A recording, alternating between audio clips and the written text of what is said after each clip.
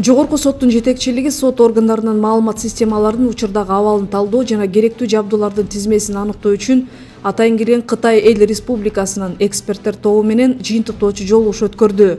Благодаря направлению установленному Эки мамлекеттин башчылары өткөн жылдын май айындагы жолугушууда Кыргыз-Кытай мамилелерин өнүктүрүү боюнча белгиленген багыттын, ошондой эле терең урматтуу Ду Дивен айымдын Кыргызстандагы Кытай Республикасынын элчилигинин түздөн-түз көмөктөшүүсүнүн жана аракеттеринин аркасында жогорку соттордун ортосундагы эки тараптуу мамилелер дагы активдүү өнүгүүгө ээ болду.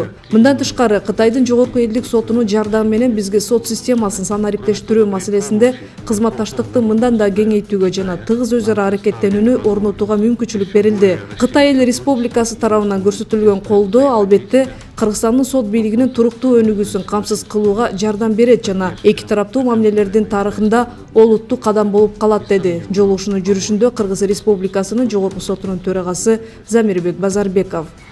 И станет существенным звеном в истории двусторонних отношений. Өз кезегинде Кытай делегациясынын башчысы Кытай Эл Республикасынын жогорку элдик сотунун маалыматтык технологияларды тейлөө борборунун башкы инженери Шан Ченглин, Кытай Эл Республикасынын жогорку элдик сотунун төрагасы Чан Сюндун тапшырмасы боюнча аталган эксперттик тобу кыргыз кесиптештери менен бир катар онлайн жолугушууларды өткөрүп, талдоо жүргүзүүнү талап кылган иштер тез арада аткарыларын баса белгиледи.